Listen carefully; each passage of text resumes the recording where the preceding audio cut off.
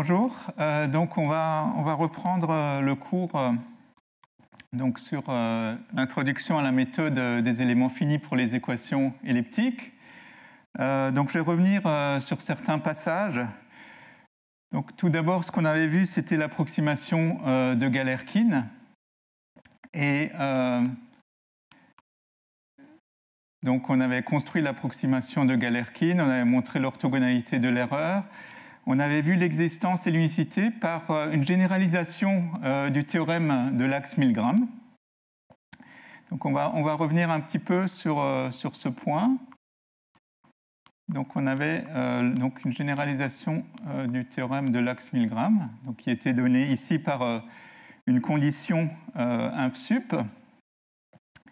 Et donc on avait vu que le théorème de l'axe Milgram lui-même était un cas particulier du théorème de l'axe Milgram généralisé. Donc je voudrais revenir sur ce point parce qu'il y avait petite erreur donc sur l'expression. Donc on avait donc A de UV c'est plus petit que M fois U, norme de U fois norme de V pour toute U et V dans grand U.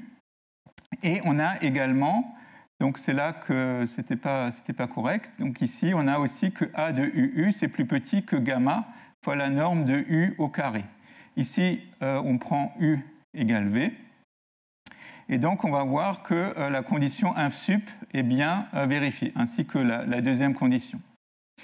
Donc, supposons que, donc, on va regarder donc, le sup pour tous les V dans grand V de norme de V inférieure ou égale à 1, de A de U sur norme de U. Ici, on veut quelque chose de norme 1 fois V. Donc, ça, c'est supérieur ou égal, donc pour V, ce qu'on peut prendre, c'est U sur norme de U. Donc on obtient A de U sur norme de U, U sur norme de U, en valeur absolue.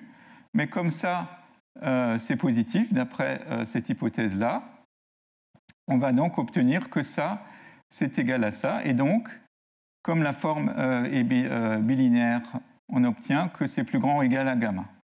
On peut passer ensuite à l'inf des deux côtés. L'inf de gamma, c'est toujours gamma. Et donc, on a bien la condition inf sup. Maintenant, il y a la deuxième condition. Donc, supposons que A de UV soit égal à 0 pour tout U. On peut pouvoir prendre U égale V. Donc, on obtient que A de VV égale 0. Puis, donc, comme gamma, la norme de V au carré, c'est plus petit que A de UU, on obtient que ça, c'est inférieur ou égal à 0. Comme c'est positif, on en déduit que, comme gamma est strictement positif, que V égale 0. Et donc, on obtient bien le théorème. Donc, le théorème de l'axe Milgram est bien un cas particulier du théorème de l'axe Milgram généralisé. Donc, ensuite, donc, on avait le lemme de CA généralisé qu'on avait démontré. Le lemme de CA symétrique. Donc là, je vous rappelle, donc ici, on avait bien utilisé effectivement que gamma fois norme de U moins UN au carré, c'est plus petit que cette quantité-là. Donc, c'était bien l'hypothèse ici de l'axe Milgram. De même, dans le cas non symétrique, on utilisait aussi gamma norme de U moins UN au carré, plus petit que A de U moins UN, U moins UN. Ensuite, donc, je vous rappelle, donc, on avait vu les espaces de Sobolev, donc les espaces HM, qui sont des espaces de Hilbert. On avait vu dans le cas de l'espace dual, et donc là, il y avait donc HS pour S, HS de oméga pour S non entier. Donc je ne l'ai pas défini. Néanmoins, ce qu'on peut dire, donc par exemple ici, si U est dans H1 de oméga, on peut donner un sens à U au bord dans L2 du bord. Et on a en particulier cette inégalité que la norme de U dans L2 du bord, c'est plus petit que C fois la norme de U dans H1 d'oméga. Et alors, on peut définir, on peut en fait définir H1 demi du bord comme étant l'image de H1 de oméga qui va être inclus strictement dans L2 du bord. Et pour norme, on peut prendre l'inf pour tous les V dans H1 de oméga qui viennent de V par l'implication gamma, de la norme de V dans H1 de oméga. Donc ça définit une norme et on peut voir que c'est un espace de Hilbert. On n'est pas obligé de passer par une définition plus générale pour S non entier. Et donc, on obtient là, en particulier la formule de Green, ici avec gamma 1 et gamma 0, qu'on écrit habituellement sous cette forme-là.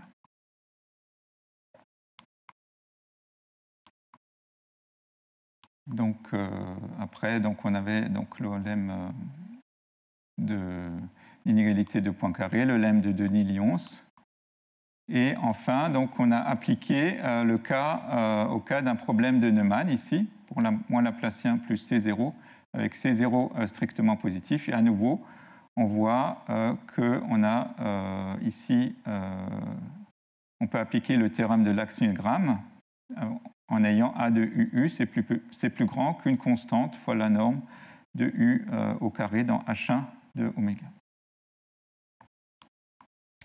Donc maintenant, on va passer à plus. Donc, on va parler maintenant d'éléments finis.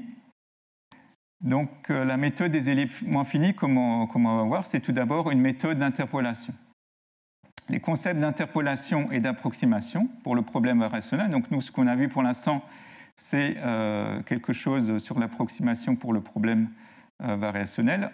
On voit que ces deux concepts vont être liés à travers le lemme de CA. On va commencer ici donc, par traiter le cas de l'interpolation. On regardera ensuite le cas de l'approximation pour traiter les équations elliptiques, en particulier le problème variationnel sur les espaces de Sobolev. Pour l'instant, ce qu'on a vu, c'est la méthode de Galerkin de manière générale. En particulier, on pourrait utiliser d'autres éléments pour les éléments VH que les éléments finis comme espace de dimension finie.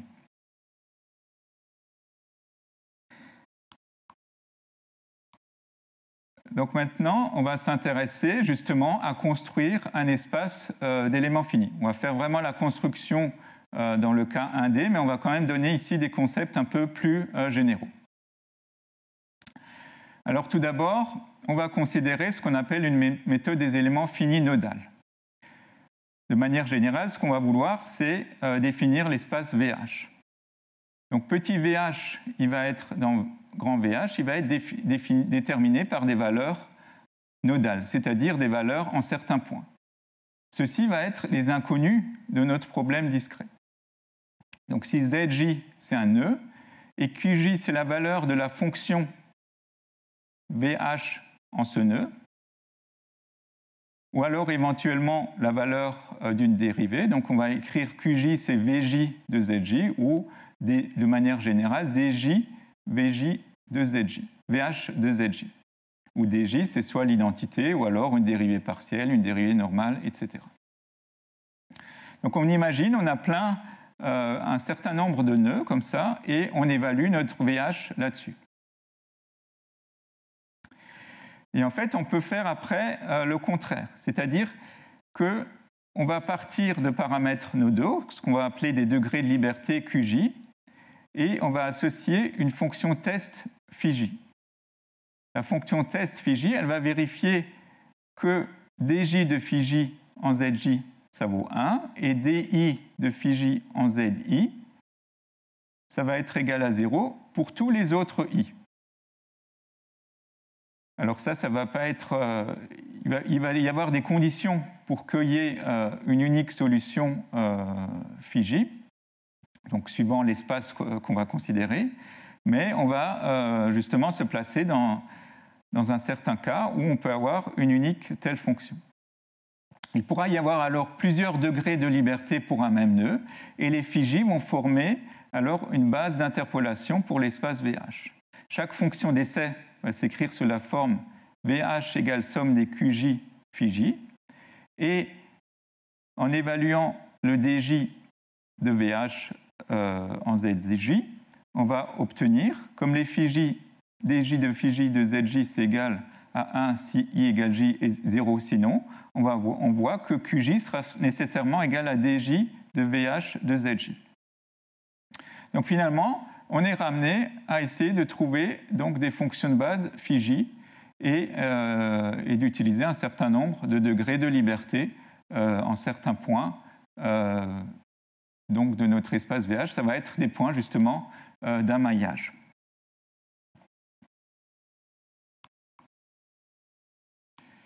Donc notre maillage oméga, comme on avait vu tout au début, il va être partitionné en une union de sous-domaines fermés, de manière générale. Les éléments ou les mailles, on va les appeler oméga E. Ces mailles vont se chevaucher seulement sur les bords entre les éléments. Et ce qu'on va supposer, c'est que chaque élément oméga E ne va pas contenir plus que des nœuds ZJ. Et toutes les fonctions de base phi j, excepté celles qui correspondent à ces nœuds, vont être nulles sur oméga E. Donc on va faire un dessin. Donc imaginons qu'on ait donc des éléments, comme ça par exemple des triangles. Donc on va avoir notre maillage. Et donc on va avoir un certain nombre de fonctions de base correspondant à certains nœuds. Par exemple, on a quelque chose comme ça. Et donc, si on prend des fonctions de base qui seront sur des autres nœuds, donc ça va être nos D nœuds qui correspondent à l'espace oméga E. Et si on en prend un autre ici, eh bien celui-là, on suppose que la fonction de base associée à cet élément-là ne va pas interférer sur cet élément-là. C'est-à-dire qu'elle va avoir son support qui ne va pas être dans cet élément-là.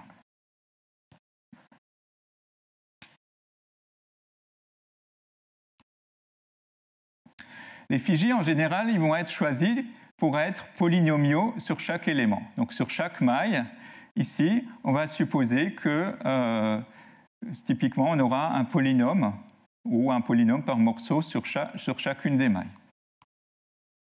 Et il vérifiera justement les conditions d'interpolation données par les degrés de liberté.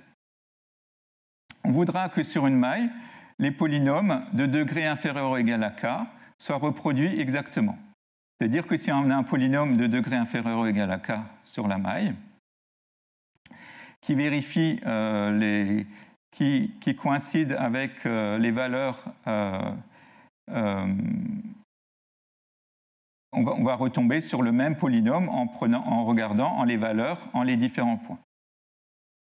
On trouvera comme ça une unique solution et ils vont être exactement reproduits. On va prendre l'exemple plus tard en dimension 1.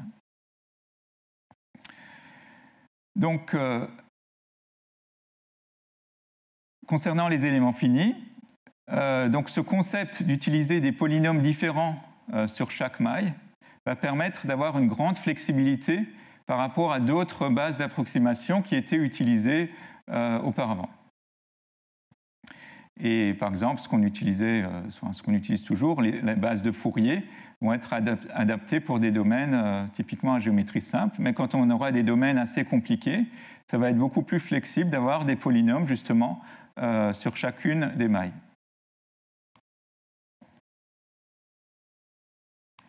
Et ce qu'on peut dire aussi, c'est que les phi j, ici, vont définir une base locale, c'est-à-dire que là-bas, on va avoir des fonctions de base qui vont être définies seulement sur la maille en question.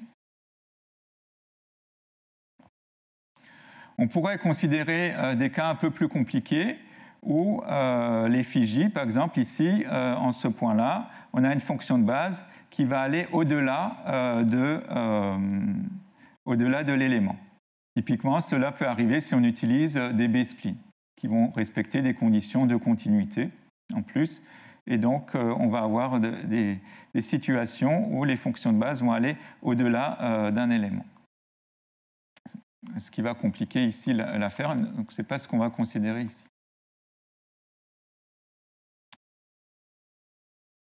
Alors, pourquoi est-ce qu'on utilise des polynômes ? Eh bien, les polynômes sont des fonctions qui sont relativement faciles à calculer, et on peut calculer des intégrales typiquement dans les formulations variationnelles de manière exacte.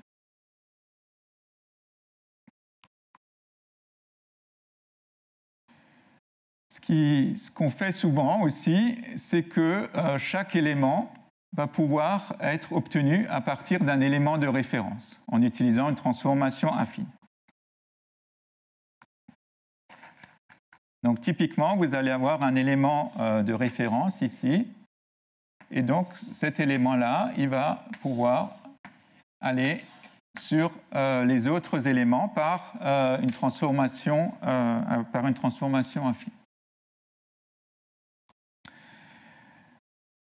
Donc ça, c'est quand on considère justement un maillage, par exemple, qu'avec que des triangles ou avec que des quadrangles dans le cas d'un maillage 2D.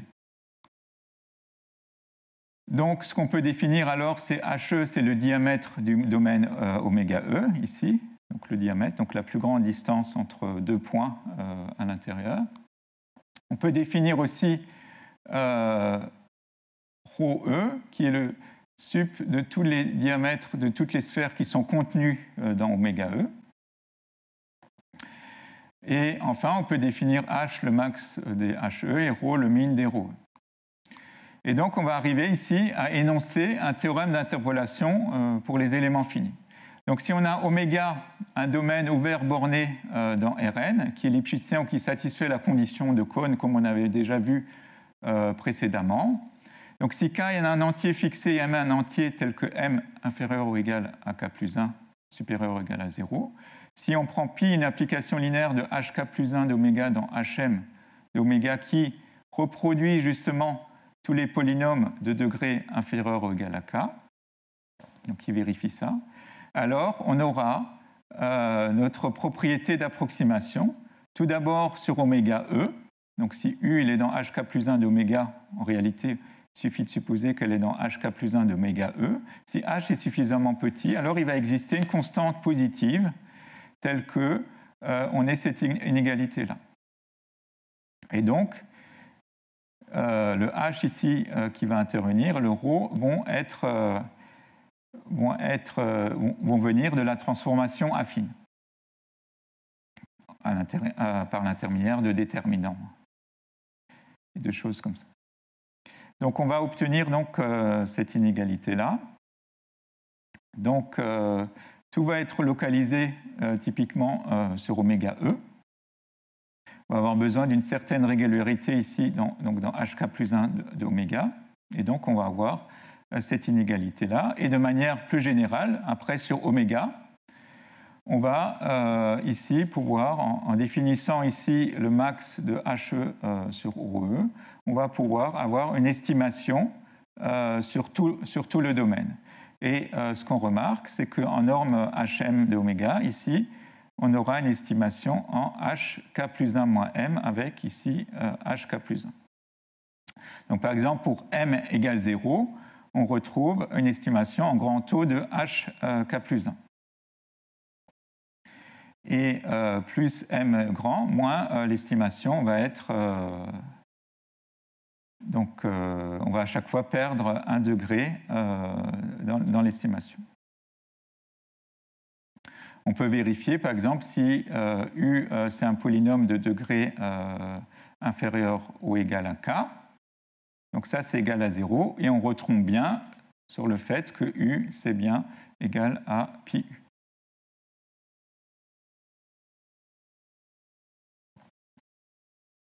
Donc on ne va pas démontrer complètement ce théorème, mais on va quand même donner quelques éléments.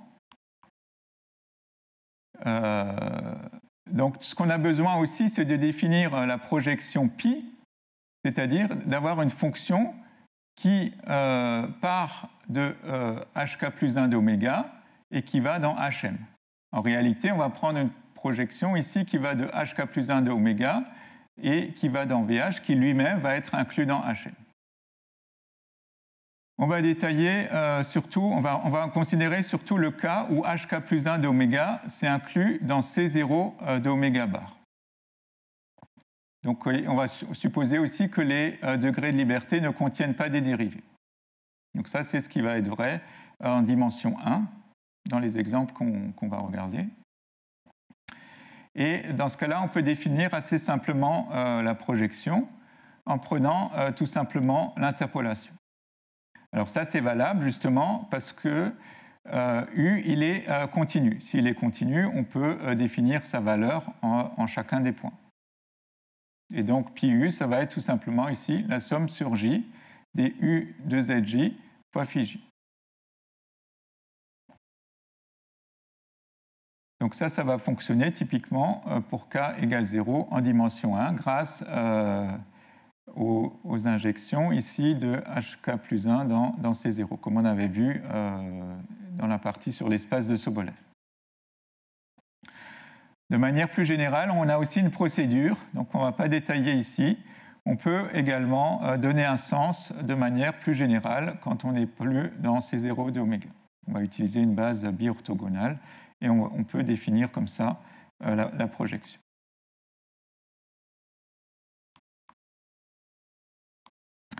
Donc maintenant, pour la démonstration du théorème, on va donner d'abord une estimation d'erreur. Ce qu'on va faire, en fait, c'est donner une estimation d'erreur sur l'élément de référence. Et le cas général pourra s'obtenir par transformation affine, mais ce n'est pas ce qu'on va détailler ici. Donc, ce qu'on va utiliser ici, c'est le lemme de Bramble-Hilbert. Donc, supposons qu'on ait un oméga, un domaine borné, ouvert, qui est connexe dans Rn, qui est lipschitzien ou qui satisfait la condition de Cohn, comme on avait vu précédemment. Donc, si f, c'est une fonction de hk plus 1 d'oméga prime, donc dans l'espace dual de hk plus 1 d'oméga, qui vérifie que f évaluant u égale 0 pour tout u dans pk d'oméga. Donc ici, on va noter ici de cette manière-là le produit de dualité entre hk plus 1 d'oméga prime et hk plus 1 d'oméga. Donc on prend un élément de hk plus 1 d'oméga prime. Donc qu'est-ce qu'il prend? Cet élément, il va prendre un élément de hk plus 1 d'oméga. Et donc on note ceci de cette manière-là. Pk d'oméga, c'est l'espace des polynômes de degré inférieur ou égal à k. Et k, c'est un entier supérieur ou égal à 0 fixé. Donc si on est dans cette condition-là, donc f de u est égal à 0 pour tout u polynôme de degré inférieur ou égal à k, alors il va exister une constante ne dépendant que de n, k et oméga, telle que f de u c'est plus petit qu'une constante fois la norme de f k plus 1, donc la norme associée à l'espace dual, donc ici hk plus 1 d'oméga prime, fois la semi-norme ici uk plus 1. Avec uk plus 1, on prend seulement les dérivés d'ordre k plus 1. Donc ici, vous voyez qu'on peut majorer donc, par la norme de f fois la semi-norme de u. Car on a supposé ici que f de u c'est égal à 0 pour tout u polynôme de degré inférieur ou égal à k. Donc, en particulier, si u c'est un polynôme de degré inférieur ou égal à k, ça c'est égal à 0, et on retrouve que f de u c'est bien égal à 0. Donc, on va donner la démonstration à partir du lemme de Denis-Lyons. Donc supposons que u soit un élément de hk plus 1 de oméga, et v un élément, un polynôme de degré inférieur ou égal à k. Donc tout d'abord, on sait que f de u, ensuite, désolé.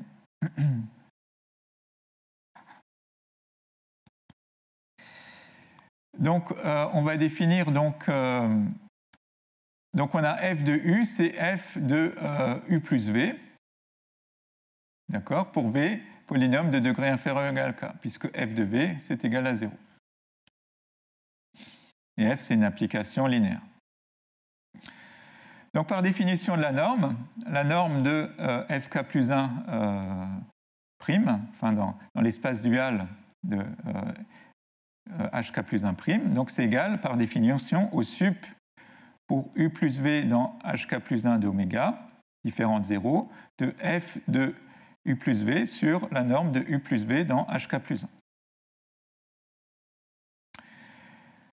Donc, maintenant, pour v polynôme de degré inférieur ou égal à k avec v différent de u, donc on peut écrire que f de u, c'est f de u plus v sur u plus v, en norme k plus 1, fois la norme k plus 1 de u plus v.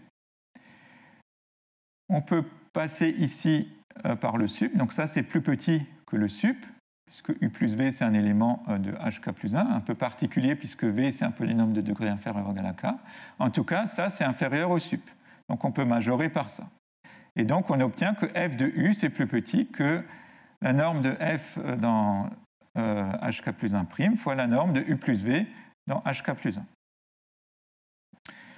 Et donc ça, c'est aussi vrai pour v égale moins u, parce que pour v égale moins u, ça fait 0. Et ça fait aussi 0, puisqu'on supposait que f de u c'est égal à 0 pour u dans pk. Donc on obtient donc toujours cette inégalité-là. Et donc, ce qu'on peut dire, c'est que le v ici est arbitraire.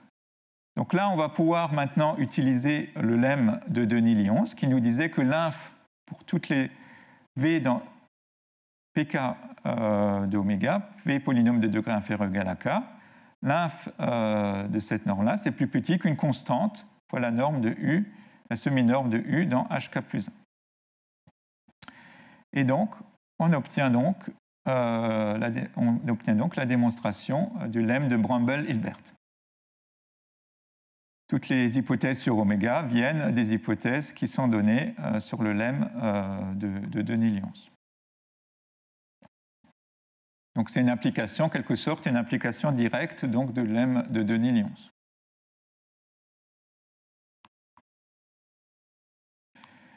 On peut alors obtenir, grâce au lemme précédent, le résultat sur l'élément de référence. Donc supposons qu'on ait pi un opérateur linéaire de hk plus 1 d'oméga dans hm d'oméga, avec m entre 0 et k plus 1, qui vérifie justement cette condition de reproduction d'un polynôme, c'est-à-dire que pi de u c'est égal à u pour tout u polynôme de degré inférieur ou égal à k. Donc si on a cette condition-là, alors pour tout u dans hk plus 1 de oméga, il va exister une constante strictement positive, telle que la norme de u moins pi de u en norme hm, c'est plus petit qu'une constante, fois une autre constante ici qui est la norme de i moins pi au sens des applications linéaires de hk plus 1 dans hm, fois la semi-norme ici de u dans hk plus 1. Donc on va donner la démonstration.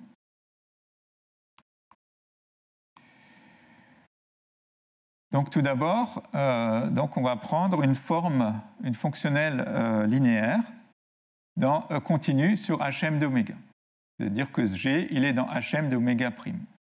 On considère G de U le produit de dualité.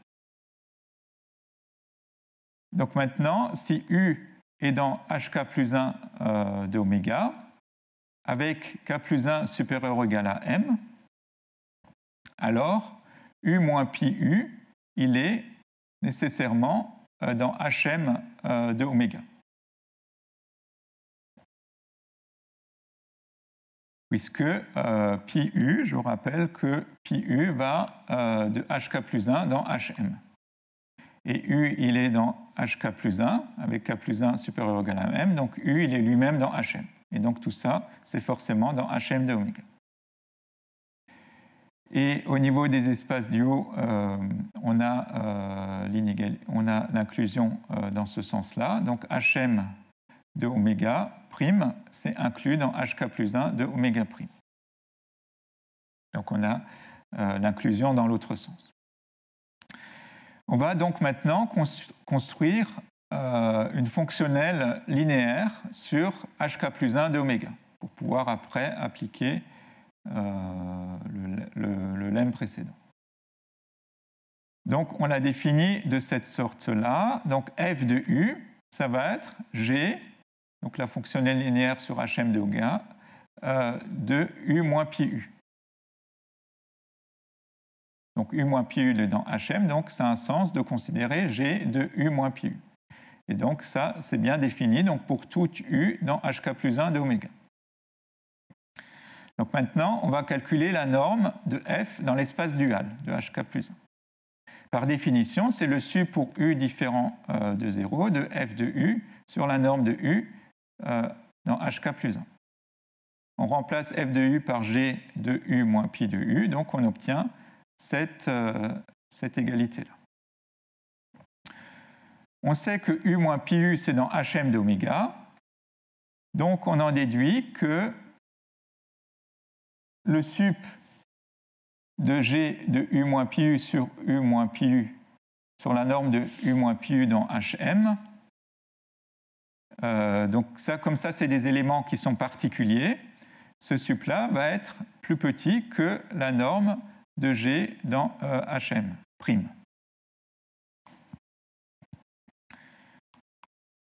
Et donc, on obtient que G de U moins pi U, c'est plus petit que la norme de G dans Hm' fois la norme de U moins pi U dans Hm. Ensuite, on utilise ici une inégalité ici en considérant ici l'application I moins pi. Donc ici, on a la norme de I moins pi en tant qu'application de L de HK plus 1 dans Hm fois la norme de U dans HK plus 1. Donc ici, c'est la norme complète, ce n'est pas seulement la semi-norme. Donc ici, c'est une inégalité classique en regardant l'application I moins pi. Donc ensuite, F étoile HK plus 1, c'est plus petit que... donc maintenant, ce qu'on va pouvoir faire, c'est prendre le sup pour toutes les U pour tous les U dans HK plus 1. Donc si on fait ça divisé par ça, et on prend le sup, comme donc si on regarde avant, on avait vu que c'était le sup de ça. Donc on prend du coup le sup et on obtient donc que le sup c'est la norme de HK plus 1 prime de F, donc c'est plus petit, donc que j'ai la norme dans HM prime de G fois la norme de I moins pi, application linéaire de HK plus 1 dans HM. Donc maintenant, on regarde la norme, ce qui nous intéresse, c'est la norme de U moins pi U dans Hm. Donc celui-ci, on peut l'interpréter comme étant égal au sup pour tous les G dans Hm' de la norme de G appliquée à U moins pi HU. Et donc, on peut remplacer ici G de U moins pi U par F de U. Et le F de U lui-même, on peut le remplacer grâce au lemme de Bramble-Hilbert par C fois la norme de F étoile K plus 1 fois la semi-norme UK plus 1. Donc on a ça qui est inférieur à ça. Ensuite, on va utiliser l'inégalité ici entre la norme dans HK plus 1' et de F et de G dans HM. Donc, on peut du coup simplifier ces quantités-là. Et donc, il va rester C fois la norme de I moins pi dans application linéaire de HK plus 1 dans HM fois la semi-norme de U dans HK plus 1. Et donc, on a obtenu du coup la démonstration de ce théorème.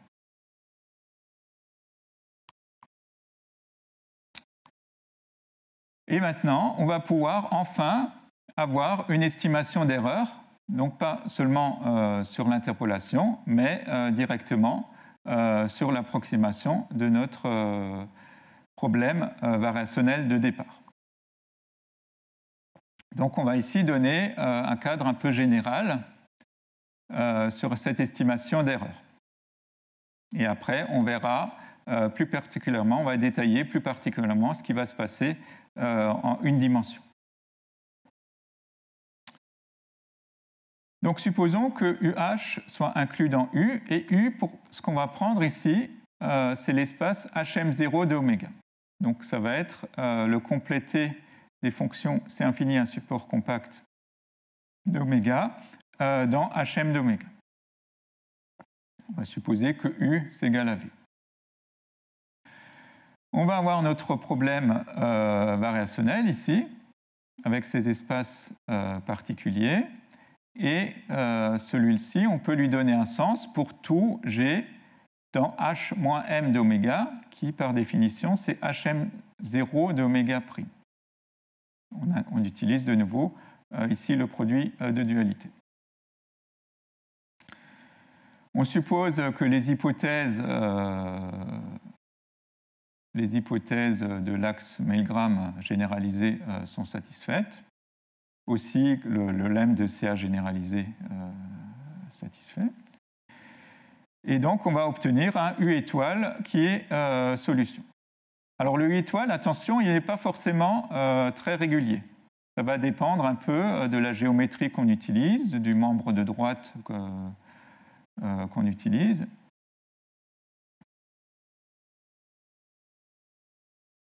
Mais on peut avoir des conditions pour que U étoile soit assez régulier. Si G, par exemple, est assez régulier, le domaine assez régulier, ou même si le domaine n'est pas assez régulier, on peut imposer des contraintes supplémentaires pour que, ce qu'on appelle des conditions de compatibilité, ici, qu'on ne va pas détailler, pour que le U étoile soit assez régulier. Ce qu'on peut faire aussi, c'est prendre le U étoile, on en déduit le membre de droite, et donc là, on a bien, en prenant un U étoile au départ bien régulier, donc il sera forcément régulier puisqu'on l'a choisi de telle sorte. À partir de là, on peut appliquer le lemme de CA généralisé. Donc le lemme de CA généralisé, il va nous donner une estimation dans HM d'oméga, puisqu'ici on avait considéré notre problème dans HM d'oméga. Donc ici on aura 1 plus M sur gamma H fois justement une erreur typiquement d'interpolation. Maintenant, cette erreur d'interpolation, comme on l'a vu avant, on va pouvoir la majorer par, ici, hk plus 1 moins m fois la norme de u dans hk plus 1 de oméga. La norme de u étoile. Donc ici, on avait besoin de la régularité, justement, de u étoile pour pouvoir avoir cette estimation. Donc ça nous donne, du coup, ça permet déjà de trouver une estimation dans la norme HM. Cependant, souvent, ce qu'on veut, c'est avoir aussi une estimation de l'erreur, pas seulement dans la norme HM, mais aussi dans des normes, dans H0, par exemple, dans la norme en norme L2. Et donc avec ça ne permet pas d'avoir ici une estimation en norme H0. Donc, pour avoir des estimations dans des normes H0, par exemple, donc on va avoir besoin d'une propriété de régularité. C'est-à-dire qu'on va avoir besoin d'avoir une régularité, pas seulement sur U étoile, mais pour toutes les fonctions ici qui sont dans H-S, inclus dans H-M, pour un certain S inférieur à M. On va, donc ça c'est inclus dans cet espace, on va supposer ici que la solution W, elle a une régularité supplémentaire. C'est-à-dire qu'elle va gagner ici 2m ordre de régularité. Donc pour S égale M, on obtient HM et H-M. Donc ça, c'est logique, puisqu'on savait que le W, on l'obtenait dans HM. Par contre, si on prend ici S maintenant plus petit, par exemple S égale 0, donc ici G, on va supposer qu'elle est plus régulière, qu'elle est dans L2, pas seulement dans H-M. Et donc là, typiquement, on va vouloir que W soit dans H2M. Donc il va y avoir des conditions ici sur oméga pour que ceci soit vérifié. Et en général, c'est quelque chose qui est assez difficile à montrer parce qu'il y a des possibilités qu'il y ait des solutions qui ne soient pas régulières suivant les domaines qu'on va utiliser. En particulier des domaines à coins comme on a. Donc il peut y avoir des soucis dans certains cas. Et donc, on va maintenant, une fois qu'on suppose ces estimations ici, on va vouloir maintenant avoir une estimation justement en norme HS, typiquement en norme H0, en norme L2. Donc ici, ce qu'on va utiliser, c'est que la norme de E dans HS de oméga, on va utiliser comme on l'avait déjà utilisé une fois, au moins une fois. Donc le sup, ça va être le sup pour G de E sur la norme de G dans H-S de oméga, pour tous les G dans H-S d'oméga. G différent de 0. On va maintenant, donc on suppose qu'on a un G avec cette régularité-là, et donc on va essayer d'obtenir une estimation de cette erreur-là.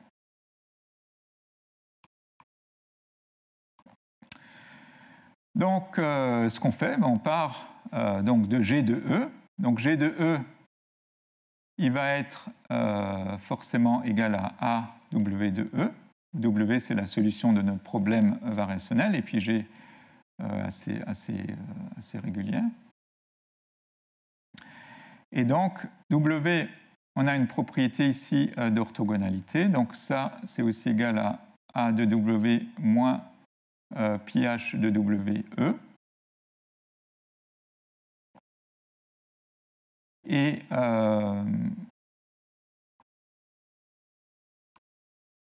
Et donc, on va pouvoir majorer cette quantité-là fois une constante m, fois en utilisant la continuité de A.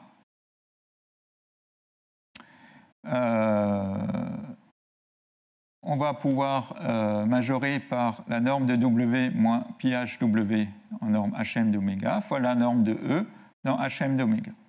D'accord ?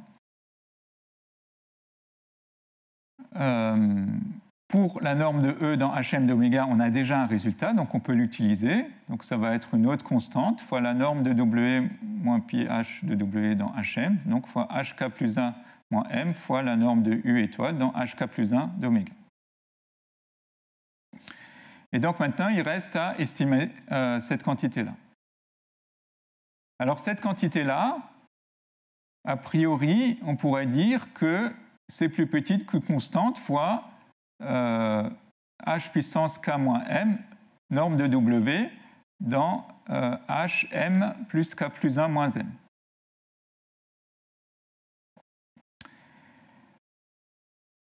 Mais si W n'est pas assez régulière, on ne va pas pouvoir... donc ça va du coup faire h puissance...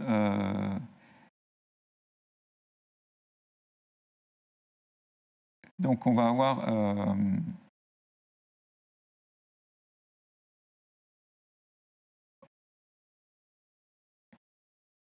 donc attention, ici c'est h puissance k plus 1 moins m.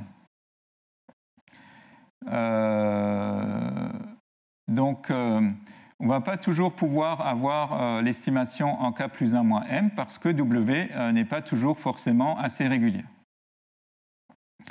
Et d'autre part, si k est trop petit, on ne peut pas aller jusqu'à m moins s. Parce que donc ce qu'on va faire, c'est qu'on va prendre typiquement le minimum entre k plus 1 moins m et m moins s. Et en prenant ceci, on va donc obtenir que on va pouvoir estimer donc en norme le W, on va pouvoir l'exprimer en norme H 2m moins S. Et donc, on va obtenir une estimation en norme, comme ici, on avait supposé l'inégalité sur W, en norme H de puissance 2m moins S, ça va être plus petit qu'une constante fois la norme de G dans H moins S d'oméga, en supposant que G lui-même, il était dans H moins S d'oméga.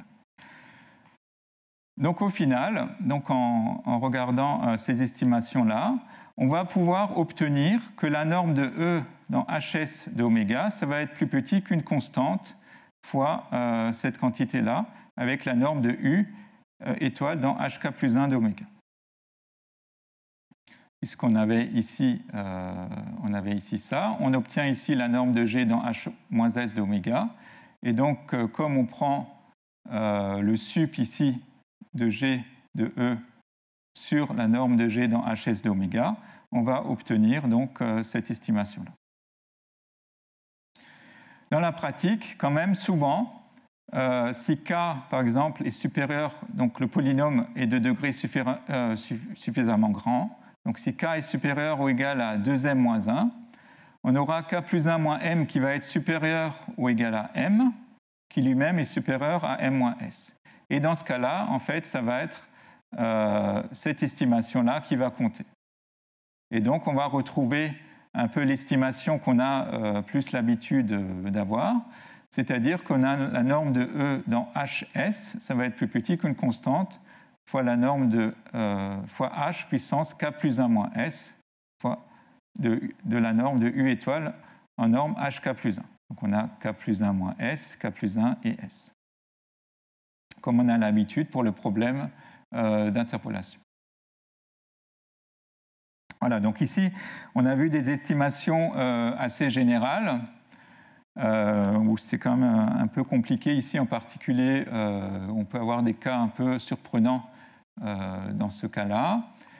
Maintenant, on va voir plus en détail comment est-ce que ça se passe en dimension 1.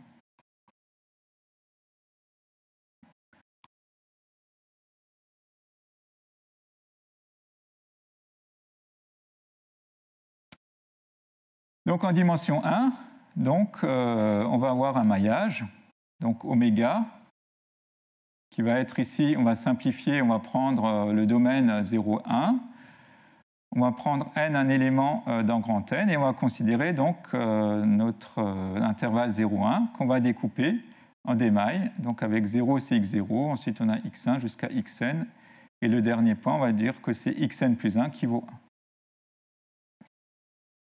Donc les xj, on va appeler ça les sommets du maillage, qui va être uniforme si xj c'est égal à j fois h, avec h c'est 1 sur n plus 1, pour tous les j entre 0 et n plus 1. On va définir ensuite notre espace VH. Donc notre espace VH, ça va être l'ensemble des V qui vont être continus sur l'intervalle 0 et 1 fermé, tel que V restreint à l'intervalle xj, xj plus 1, va être un polynôme de degré inférieur ou égal à 1. Et enfin, on va considérer l'espace V0H. Ça va être le même espace qu'avant, mais en supposant que V de 0 et V de 1 soient égal à 0. À partir de là, on va pouvoir définir nos espaces, nos fonctions de base. On définit tout d'abord phi de x, c'est 1 moins x en valeur absolue, pour x inférieur ou égal à 1, et phi de x, c'est égal à 0, pour x supérieur à 1. À partir de là, on peut définir nos phi j de x, dans le cas d'un maillage uniforme, comme phi de x moins xj sur h. Dans un cas plus général, on va définir les phi j, non pas seulement à partir de cette fonction phi, mais avec ces formules. On va faire un dessin. Donc phi j, ça va être notre fonction. Donc ici, on a notre maillage, donc 0, donc ça c'est x0. Ici, on a 1, ça va être xn plus 1. Et donc là, on aura xj moins 1, xj et xj plus 1. Et donc notre fonction phi j, elle va avoir donc son support ici. Donc elle va être nulle ici. Ici, elle va valoir 1. Et ici, elle va être affine en fait dans chacune des mailles. Et elle va être nulle aux autres points.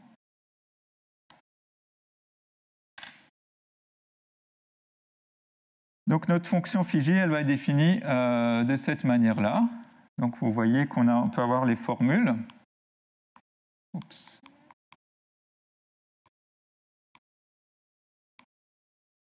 Donc phi j va être défini de cette manière-là.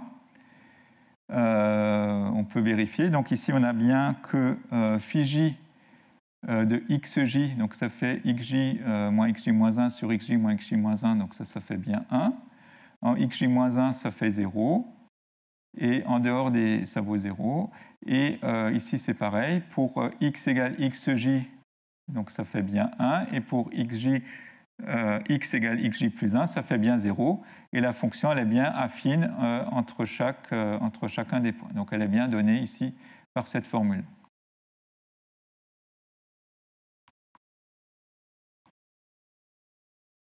Alors, ce qu'on peut voir, c'est que l'espace qu'on a considéré, notre espace VH, il est bien dans H1 de 0, 1, et que les phi j, pour j allant de 0 jusqu'à n plus 1, c'est une base de VH. Et tout VH, petit VH dans grand VH, va s'écrire dans cette base comme somme de j égale 0 à n plus 1 des VH de xj fois phi j de x. Pour VH0, ça va être la même chose, sauf qu'ici, au lieu de prendre tous les éléments de la base, on ne va pas prendre le premier et le dernier terme, puisqu'on va vouloir que la fonction elle s'annule en 0 et en 1. Alors pour voir ce lemme-là, ce qu'on peut voir, c'est que les fonctions continues qui sont C1 par morceau, elles sont dans H1 de 0,1. Donc ça vient un peu du théorème précédent qu'on avait vu sur les espaces de Sobolev. On pourra aussi le redémontrer directement.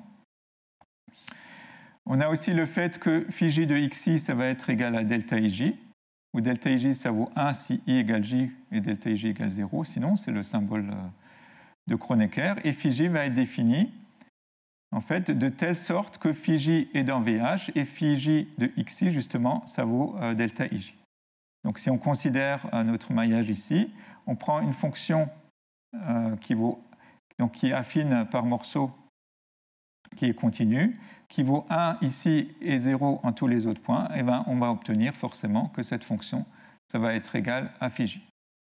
Puisqu'elle doit être, par exemple, entre deux points où elle vaut 0, comme ça doit être une fonction affine, et bien elle va valoir 0 en les autres points. Et ici, on va forcément avoir une formule ici. Il y a une unique façon d'obtenir cette solution.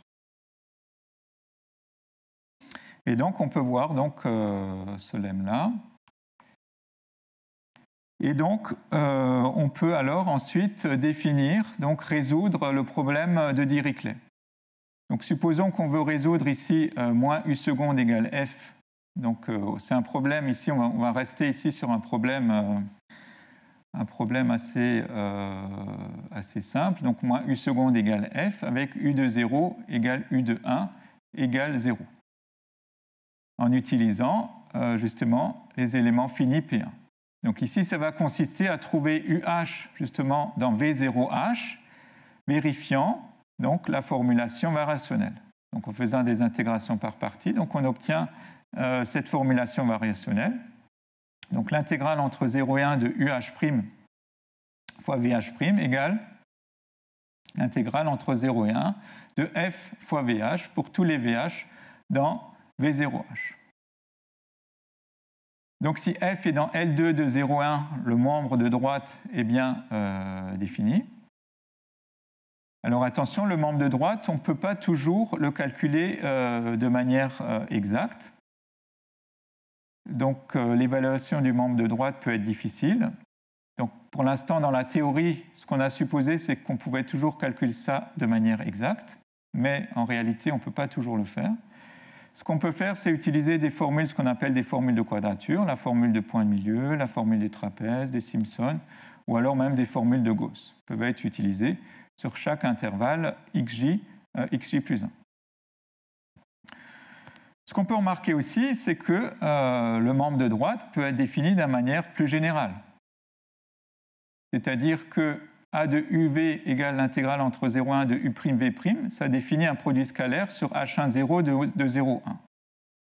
Donc à partir du théorème de Riesz, on peut voir que pour tout f dans H-1, donc dans le dual de H1,0', on peut trouver un unique U dans H1,0 tel que A de UV c'est égal à F de V pour tout V, ou ici on pourrait utiliser le produit de dualité F de V pour tout V dans H1,0. Un cas particulier, donc comme on a vu avant, c'est quand f est dans L2, alors nécessairement f il est dans H-1 et f de v ici c'est tout simplement l'intégrale de f fois v. Donc on retombe sur le cas précédent. Mais on pourrait le définir aussi de manière un peu plus générale, c'est-à-dire prendre f dans H-1. Donc alors on peut appliquer le lemme de CA, donc UH va être bien défini et on aura que la norme de U moins UH dans H10, ça va être plus petit que la norme de U moins V dans H10 pour tout V dans V0H. Et donc, ce qu'on va regarder maintenant, c'est comment est-ce qu'on peut estimer cette erreur. Comme on avait vu de manière générale précédemment, ici, on va regarder un peu plus de manière particulière en estimant cette erreur.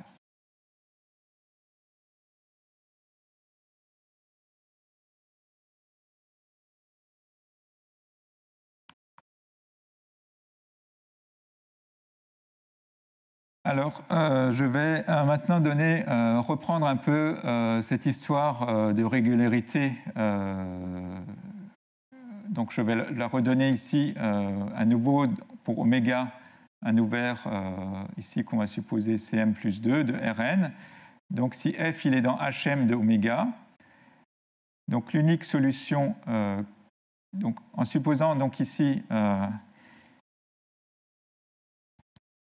donc on suppose ici que f est dans Hm d'oméga, donc il y a une régularité plus forte que d'être juste dans H-1.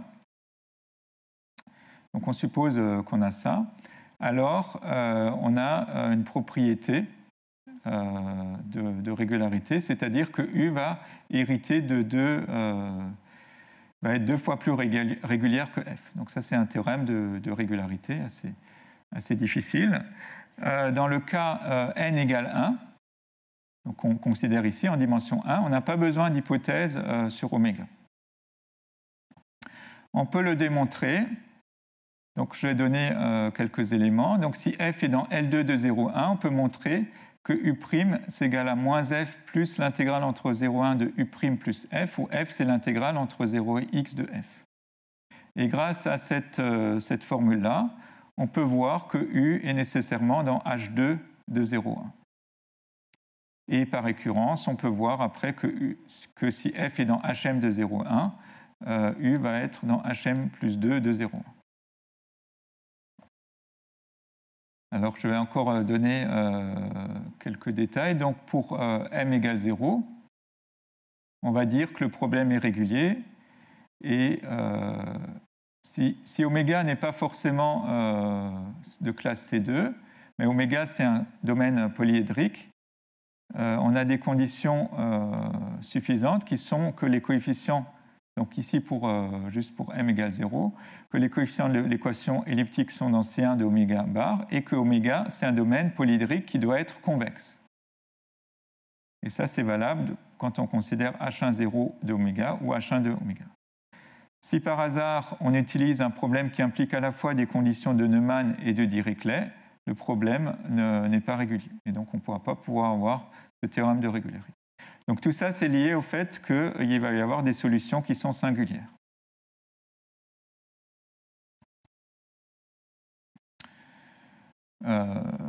Mais ces solutions, on pourrait aussi les utiliser dans notre approximation d'éléments finis, et si on les connaît, et on pourra avoir des meilleures estimations de convergence dans ce cas-là.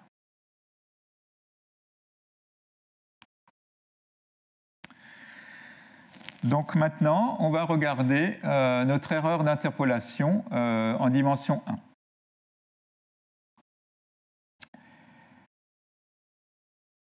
On va détailler l'erreur d'interpolation en dimension 1. Donc supposons qu'on ait eu un élément de H2 de 0,1 et son interpolé RH de U. Donc RH de U de x, ça va être égal à la somme pour i allant de 0 jusqu'à n plus 1 de u de xi fois phi i de x. Donc ça, c'est notre projection qu'on définit ici de cette manière-là. Donc comme u est h2, bien sûr, u, on peut définir u de manière ponctuelle. Ici, on est en dimension 1, même si u, elle était h1 d'ailleurs. Donc sous ces conditions-là, on peut voir que la norme de u moins RH de U, en norme H1, c'est plus petit que C, constante C, fois h fois la norme, ici c'est la dérivée seconde, dans L2. Pardon. Ici c'est L2, c'est dans L2 ici.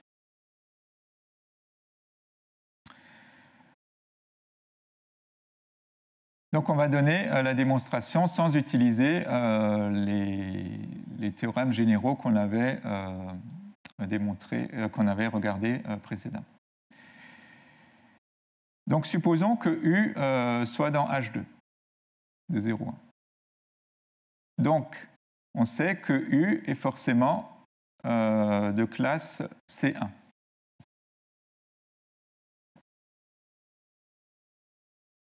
Si on regarde nos filles ici, on peut voir que les filles primes vont être constants par morceau.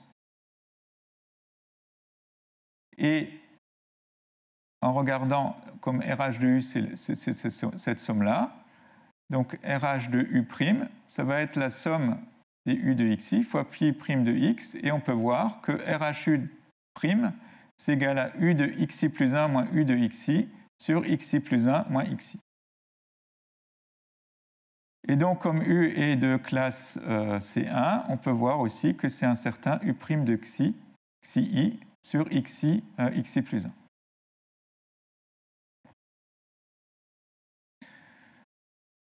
Donc, U moins RH de U, c'est dans H10 d'oméga. Donc, grâce à l'inégalité de Poincaré, on aura le fait que... Donc, grâce à l'inégalité de Poincaré, on aura le fait que l'intégrale entre 0 et 1 de la norme de U moins RH de U au carré, c'est plus petit qu'une constante fois l'intégrale entre 0 et 1 de la norme de U' moins RH de U' au carré. On peut montrer alors que donc on se ramène à regarder l'intégrale de U' moins RH de U'. Et donc, ce qu'on va montrer, c'est que l'intégrale entre xi et xi plus 1 de U' moins RH de U' au carré, c'est plus petit que xi plus 1 moins xi au carré sur 2 fois la norme de U seconde au carré dans L2.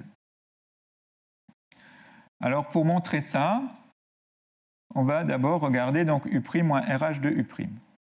Donc, U' moins RH de U', c'est U' de x moins, comme on a vu ici, c'est U' de xi. Donc, c'est l'intégrale entre xi et x de U seconde, puisque U', il est dans H1. Donc, ça a un sens de considérer cette quantité-là. Et donc, l'intégrale entre xi et xi plus 1 de U' moins RH de U' au carré, c'est plus petit que l'intégrale entre xi et xi plus 1 de l'intégrale entre xi et x de U seconde, le tout en norme au carré dx. Donc, on peut majorer ici par x moins xi fois l'intégrale entre xi et x de la norme de U seconde au carré. Donc ici, on utilise l'inégalité de Cauchy-Schwarz. Et donc, on majore ici, donc ça fait l'intégrale entre xi et xi plus 1 de la norme de x moins xi dx fois l'intégrale entre xi et xi plus 1 de la dérivée seconde au carré. Puisqu'ici, xi et x, on peut le remplacer par xi et xi plus 1. Donc maintenant, on regarde cette quantité-là. Donc cette quantité-là, c'est l'intégrale entre xi et xi plus 1 de x moins xi en valeur absolue des x. Donc on peut introduire le point xi qui est entre xi et xi plus 1. Donc ça fait l'intégrale entre xi et xi de xi moins x dx plus xi, l'intégrale de x moins xi entre xi et xi plus 1.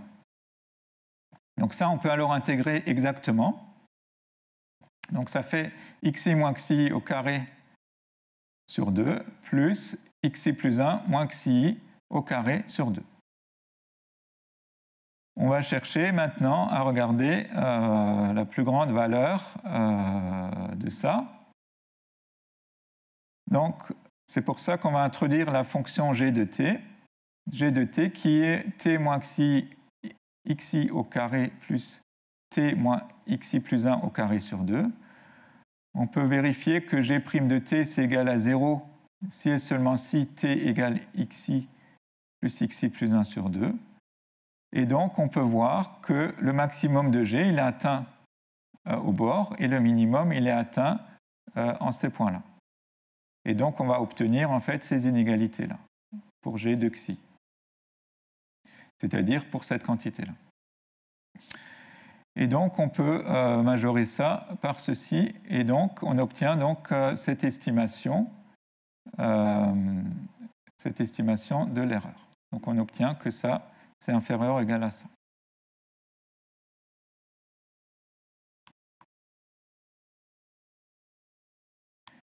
Alors donc ça suffit, puisqu'ici on peut majorer ça par h, et donc on va obtenir cette estimation-là.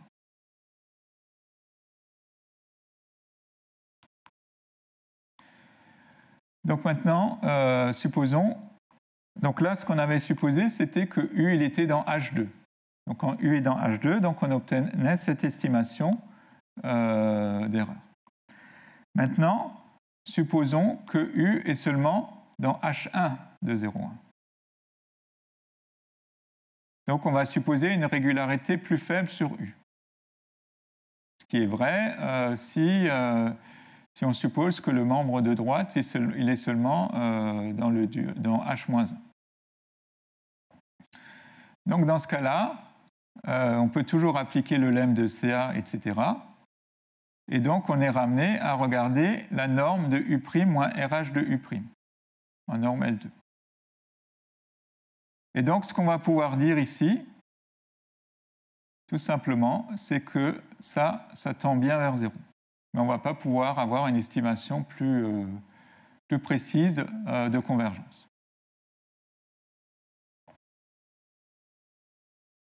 Donc on va utiliser plusieurs estimations, et avec toutes ces estimations, on va obtenir qu'on a cette limite qui tend vers 0, en supposant seulement U dans H.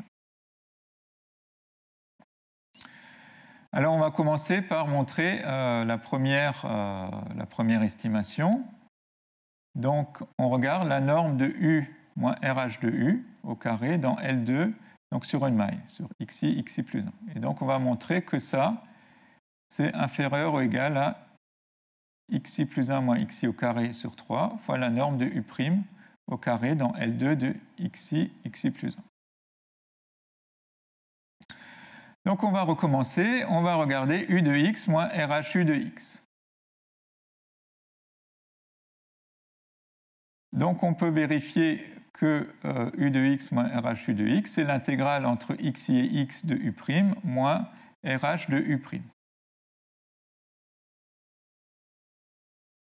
Puisque en xi, en fait, on a en U de xi, on a U de xi, c'est RH de U de xi. Donc ça va être égal à l'intégrale entre xi et x de U' moins x moins xi fois U de xi plus 1 moins U de xi sur xi plus 1 moins xi. Et donc, le premier terme, on le laisse. Et le deuxième terme, on va dire que U de xi plus 1 moins U de xi, on va faire apparaître U'. Donc c'est l'intégrale entre xi et xi plus 1 de U'.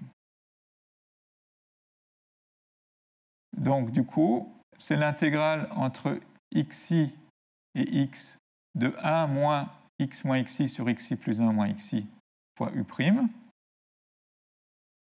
moins, donc là il y avait juste ce terme-là, donc l'intégrale entre x et xi plus 1 de x moins xi sur xi plus 1 moins xi fois U'.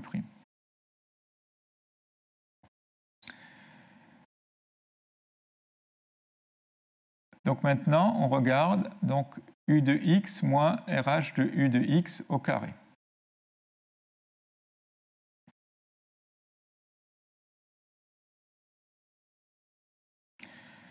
Donc U de x moins RH de U de x au carré. On reprend cette égalité-là.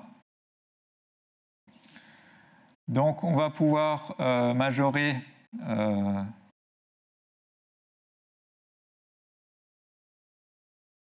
donc on va utiliser que ça au carré, c'est plus petit que 2 fois les termes au carré. Donc on va regarder les termes au carré.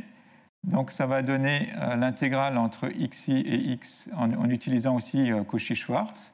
Donc ça va donner l'intégrale entre x et x de 1 moins xi sur xi plus 1 moins xi au carré fois celui-là au carré. Et de même, ce terme-là.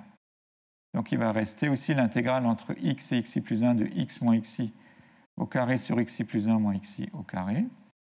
Et donc on aura cette égalité-là. Donc en utilisant ce résultat-là. Donc après, on peut calculer, donc le terme-là, on va le laisser, et on peut calculer ce terme-là. Donc en calculant ce terme-là, ça va... donc on peut vérifier que c'est égal à ce terme-là. On peut utiliser par exemple une formule de Simpson, par exemple, pour calculer exactement ce terme-là. Et donc, en calculant par la suite ce terme-là, on peut, donc ça c'est peut-être un peu de calcul, on va obtenir ce résultat-là.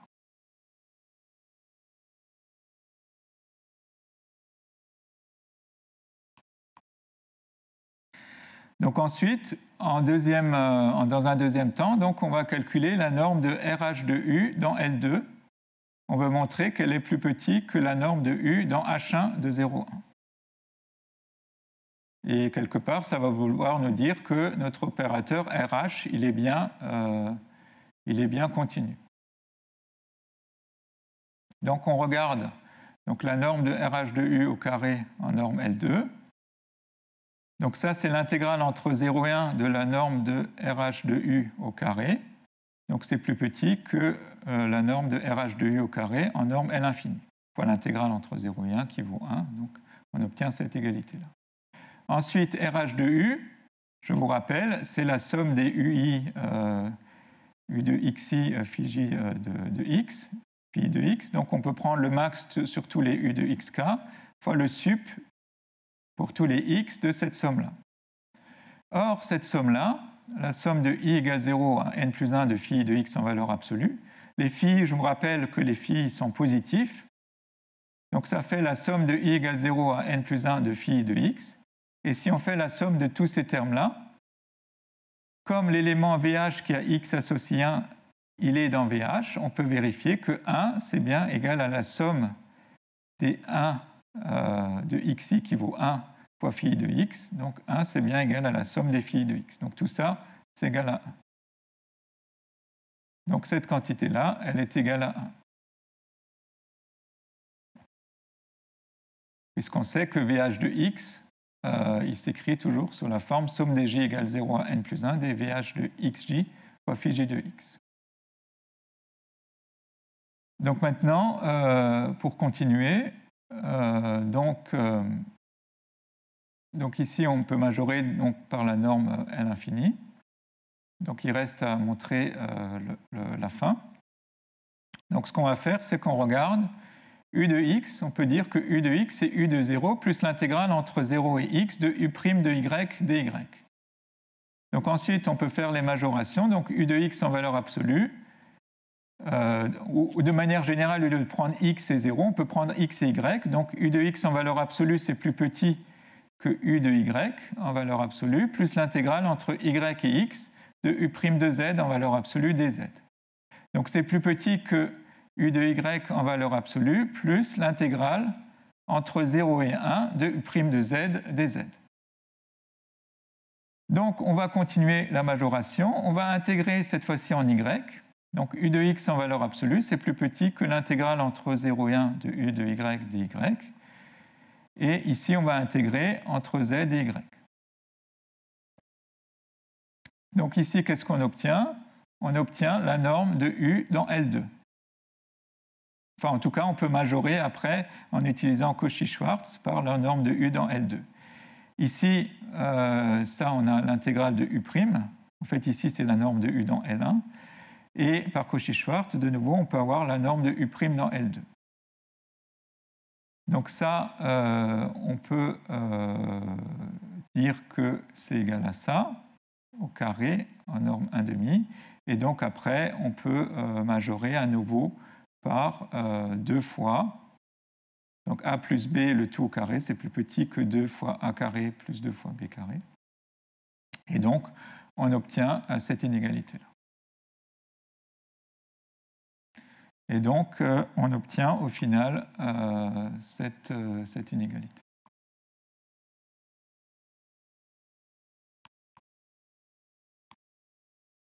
Donc maintenant, on veut montrer une inégalité, cette fois-ci sur RH de U' en fonction de U'. Donc RH de U' de x, on avait vu que c'est U de xi plus 1 moins U de xi sur xi plus 1 moins xi. Donc c'est 1 sur xi plus 1 moins xi fois l'intégrale entre xi et xi plus 1 de U'. Donc pour tous les x dans l'intervalle xi plus 1 ouvert. Donc si on intègre maintenant sur xi plus 1, et on élève au carré, donc ça fait 1 sur xi plus 1. Donc là, on va intégrer sur L2. Donc ça fait ça qu'on intègre sur xi plus 1. Comme ça ne dépend pas de x, on intègre, donc on aura ça au carré, même comme on intègre entre xi et x plus 1, il y en aura un qui va s'en aller. Et donc on obtient ça. Et donc ça, c'est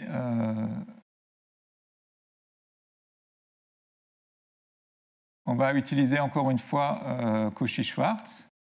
Et en utilisant Cauchy-Schwarz, on peut voir que c'est plus petit que la norme de U' au carré dans L2 de xi plus 1. Et donc on obtient cette inégalité-là. Donc maintenant, on va supposer que U il est dans H1, comme on avait supposé au départ, et on veut montrer que U' moins RH de U' tend vers 0. Donc pour cela, on va se fixer un epsilon strictement positif et on va montrer que pour H assez petit, la norme de U' moins RH de U' en norme L2, c'est inférieur ou égal à epsilon.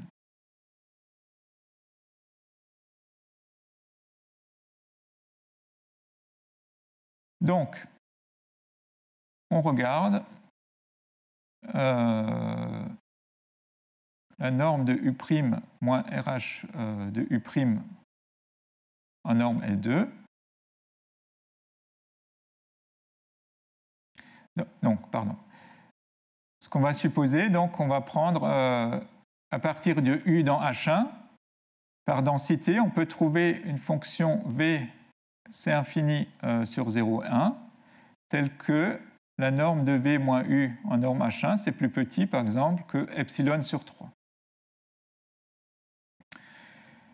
Donc ensuite, on va, donc nous, ce qui nous intéresse, c'est d'estimer la norme de U' moins RH de U' en norme L2. Donc ce qu'on va faire, c'est qu'on va introduire le V' et le RH de V' et utiliser l'inégalité triangulaire. Donc on aura la norme de U' moins V' en norme L2, plus la norme de V' moins RH de V' en norme L2, plus la norme de RH de V' moins RH de U' en norme L2. Ce qu'on va faire ensuite, c'est qu'on va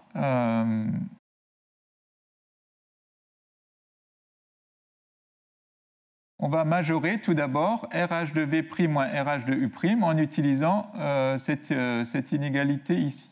Donc RH de U', c'est plus petit que la norme de U'. Donc on obtient 2 fois ça. Et comme ça, c'est majoré par la norme dans H1. Donc ça va donner 2 epsilon sur 3. Ensuite, sur V, comme V est suffisamment régulière, on peut utiliser l'inégalité précédente qui était valable pour V dans H2. Donc on peut majorer par C fois H fois la norme de V seconde dans L2.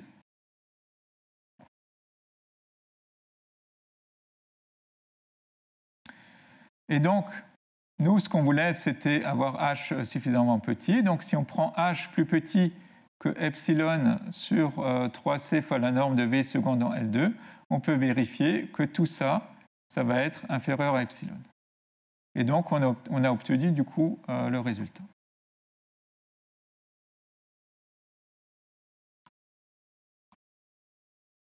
Donc RH de U est bien défini pour U dans H1 de 0, 1. Ça, on le sait, puisque les fonctions continues sur 0,1 sont incluses dans H1 de 0,1. Et donc, on a vu, donc on a convergence. On a donc convergence de la méthode des éléments finis dans H1 dès que F est dans H-1. On n'a pas d'estimation de convergence, on sait juste que ça tend vers 0. Par contre, si F est de plus dans L2, on aura que la norme de U moins UH' dans L2, ça va être plus petit que H sur 2 fois la norme de F dans L2. Avec H, ici, c'est le max des distances xi plus 1 moins xi. Et donc, grâce à l'inégalité de Poincaré, on aura aussi une estimation sur la norme L2 de U. Donc, la norme de U moins UH L2, c'est plus petit que ça. Ici, on n'a même pas besoin de mettre une constante. Mais par contre, ce qu'on s'attend, c'est qu'en norme L2, on ait une régularité plus importante qu'en norme H1. Et donc pour ça, on peut utiliser le lemme, la technique d'Aubanich. Et donc c'est par ça qu'on va terminer donc, sur les estimations d'erreur dans le cas 1D. Donc le lemme d'Aubanich, il nous dit quoi? Donc en dimension 1. Donc on suppose que F est dans L2 de 0,1. Donc si F est dans L2 de 0,1, alors on peut montrer qu'on a la norme de U moins UH dans L2, c'est plus petit qu'une constante fois H carré fois la norme de F dans L2. Donc ici, vous voyez qu'on a gagné un ordre de dérivée sur H. Donc on va donner ici, on va redonner en fait ici une démonstration qui est un peu différente que celle qu'on a vue précédemment.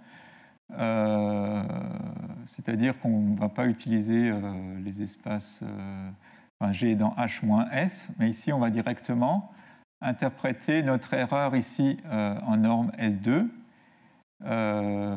qui satisfait un problème variationnel directement avec phi ici.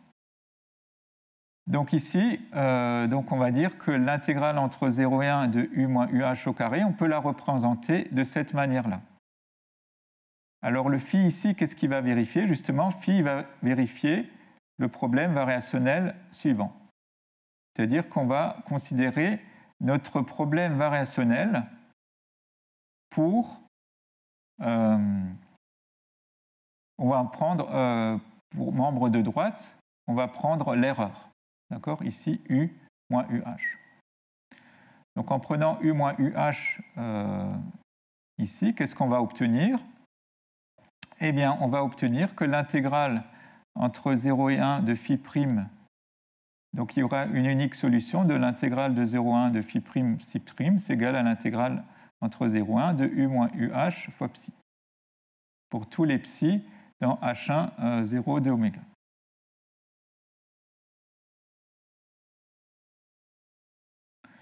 Donc ça va nous définir du coup notre phi, qui est solution ici. Donc ça va bien avoir un sens.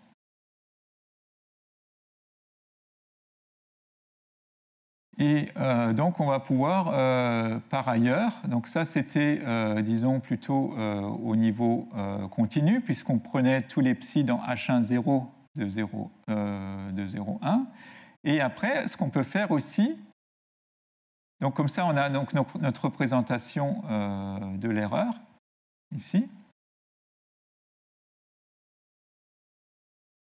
Puisqu'ici, pour psi, il suffit de prendre U moins UH, et donc on obtient donc U moins UH' ici. D'accord ?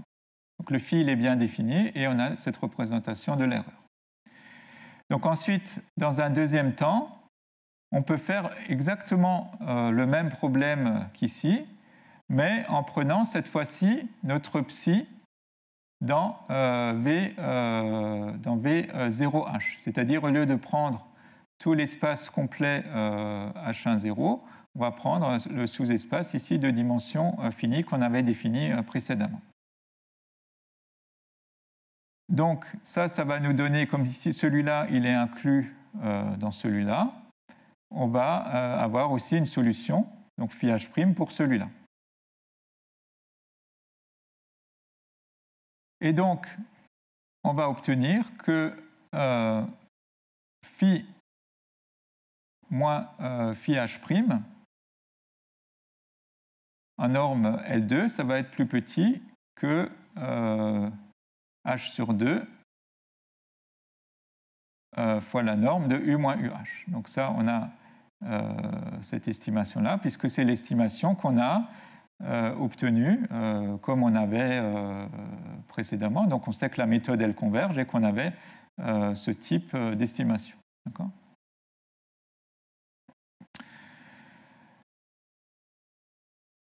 Donc on a considéré les deux problèmes suivants, et on a cette estimation ici.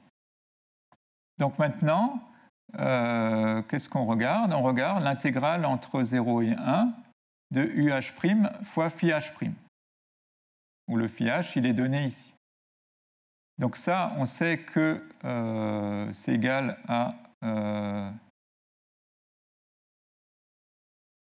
donc ça, on sait comme le UH', c'est la solution du problème discret, c'est égal à l'intégrale de 0 et 1, donc du problème variationnel discret, donc c'est l'intégrale entre 0 et 1 de f fois phi h. Mais comme c'est aussi la solution ici du problème, pas seulement du problème discret, mais aussi du problème sur H1, 0. Donc c'est aussi égal à l'intégrale entre 0 et 1 de U fois phi H'.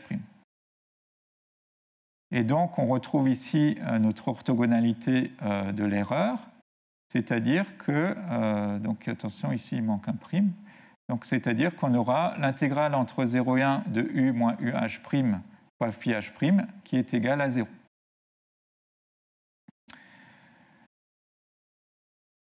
Donc maintenant, on reprend notre estimation de l'erreur.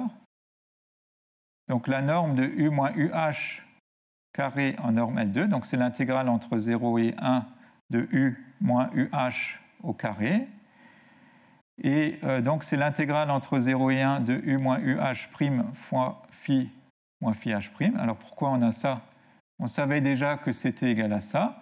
Mais grâce à cette propriété d'orthogonalité qu'on a ici, c'est aussi, donc on peut, au lieu de mettre seulement phi', on peut mettre ici moins phi H'. D'accord ? Donc ensuite, on va majorer tout ça par Cauchy-Schwarz. Et donc, on va obtenir que ça va être plus petit que la norme ici de ça fois la norme de ça. Et donc après, on peut utiliser les estimations qu'on avait sur... Donc l'estimation qu'on a sur phi moins phi H' et l'estimation qu'on a sur U moins UH'. Et on obtiendra donc au final H carré sur 4, H sur 2 fois H sur 2, fois la norme de U moins UH L2, donc ce qui est le membre de droite ici pour correspondant à phi moins phi h, et la norme de f L2 qui correspond au membre de droite pour le problème qui correspond à U moins UH. Et donc on obtient cette estimation-là. Et donc ensuite on peut tout simplement simplifier par la norme de U moins UH, Et donc, on obtient que la norme de U moins UH en norme L2, ça va être plus petit ici que H carré sur 4 fois la norme de F dans L2. Voilà, et donc ça termine ce cours. Et donc je vous remercie pour votre attention.